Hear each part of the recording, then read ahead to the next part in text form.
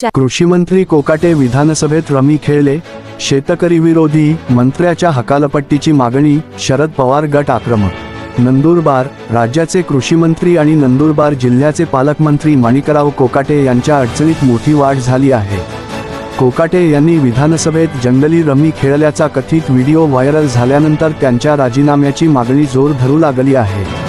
नंदुरबारमध्ये राष्ट्रवादी काँग्रेस शरदचंद्र पवार गटाने आक्रमक भूमिका घेत कोकाटेंच्या तात्काळ हकालपट्टीसाठी जिल्हाधिकाऱ्यांना निवेदन दिले आहे।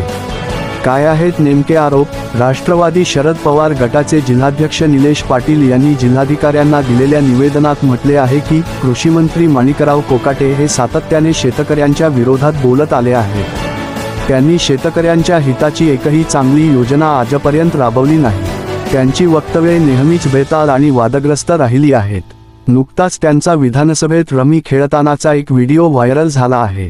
या घटनेमुळे कृषीसारख्या संवेदनशील खात्याची जबाबदारी सांभाळण्यास ते असमर्थ असल्याचे सिद्ध झाले आहे, असा घणाघाती आरोप पाटील यांनी केला आहे। सरकारने भूमिका न घेतल्यास तीव्र आंदोलन। निलेश पाटील यांनी सरकारला थेट इशारा दिला आहे। ते म्हणाले, माणिकराव कोकाटे यांच्याकडे कृषीमंत्री पदासारखे महत्त्वाचे पद सांभाळण्याची क्षमता नाही। सरकारने तातडीने त्यांची मंत्रिमंडळातून हकालपट्टी करावी। जर सरकारने यावर योग्य भूमिका घेतली नाही तर राष्ट्रवादी शरद पवार गट संपूर्ण जिल्ह्यात आणखी तीव्र आंदोलन छेडेल। या निवेदनामुळे नंदुरबार जिल्ह्यातील राजकीय वातावरण चांगलेच तापले असून आता सरकार माणिकराव कोकाटे यांच्यावर काय कारवाई करणार याकडे संपूर्ण राज्याचे लक्ष लागले आहे। E Marathi news network.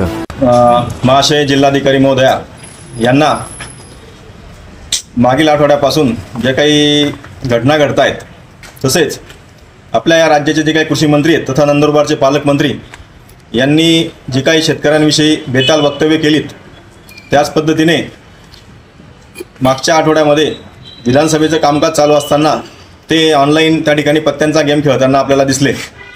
या सर्व गोष्टींच्या पार्श्वभूमीवर जनतेच्या मनामध्ये तसेच शेतकऱ्यांच्या मनामध्ये या कृषी मंत्र्यांविषयी खूप असा रोष आहे। एका जबाबदार पदावर बसलेल्या व्यक्तीकडून अशा प्रकारच्या अपेक्षा या महाराष्ट्राला नाहीत।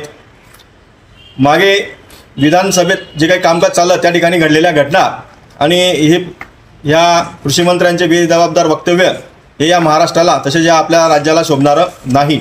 म्हणून या गोष्टीचा निषेध करण्यासाठी तसेच या कृषी मंत्र्यांची तात्काळ हकालपट्टी करण्यात यावी यासाठी आज आम्ही माननीय कलेक्टर महोदया यांच्यामार्फत राज्यपाल तसेच या राज्याचे मुख्यमंत्री आदरणीय देवेंद्र फडणवीस साहेब यांना ते निवेदन दिले की अशा या बेजबाबदारपणे वागणाऱ्या मंत्र्याचा